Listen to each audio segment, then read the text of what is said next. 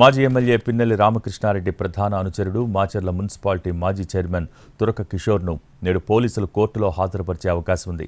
కిషోర్ను నిన్న హైదరాబాద్లో పోలీసులు అదుపులోకి తీసుకున్నట్టు తెలుస్తోంది. రహస్య ప్రాంతంలో ఉంచి తురక కిషోర్ను ప్రశ్నిస్తున్నట్టు చెబుతున్నారు. 2024 ఎన్నికల తర్వాత అజ్ఞాతంలోకి వెళ్లిపోయాడు తురక కిషోర్. మాచర్లలో టీడీపీ నేతలపై దాడి చేసిన కేసుల్లో ఆయన నిందితుడిగా ఉన్నాడు.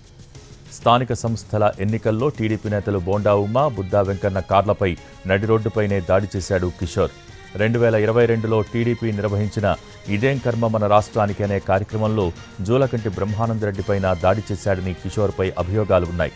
టీడీపీ ఆస్తులు, పార్టీ వాహనాలను ధ్వంసం చేసిన ఘటనల్లోనూ ఆయన ప్రధాన నిందితుడు.